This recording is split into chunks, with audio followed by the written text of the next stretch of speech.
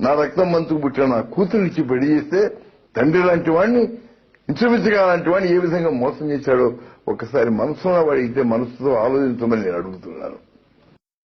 వాళ్ళలో మానవత్వం ఏమైనా ఉంటుందేమో అని పరీక్షించాను నేను. మానవులం కాదు మేము, పశువులం. నమ్మిన వాళ్ళకు ద్రోహం చేస్తాం, నమ్మిన వాళ్ళ గొంతు తీస్తామని చెప్పి ఈనాడు నిరూపించుకున్న ఘాతకుడు వాడు. చరిత్ర మరువదు, ఎప్పుడూ జరిగింది. ఒకప్పుడు మరి మొఘల్ సామ్రాజ్యం టైంలో ఆ రోజున తండ్రిని జైల్లో పెట్టి అన్నాన్ని చంపించాడు ఔరంగజీబ్ అన్నారు. ఈనాడు అదే విధంగా చంద్రబాబు నాయుడు ఏ విధంగా తన తండ్రి లాంటి ఎన్టీ రామారావుకి ద్రోహం చేశాడు కేవలం పదవి కోసం. ఏ విధంగా ఆత్మని అమ్ముకున్నాడు, ఏ విధంగా మానవత్వాన్ని చంపుకున్నాడు అనేది నిదర్శనం. సాక్షాత్తు ఇది శాశ్వతంగా ఉంటుంది. మనిషి పోతాడేమో గాని ప్రజల మనస్సు పోదు, ఆలోచన పోదు, రికార్డు పోదు. అది శాశ్వతం.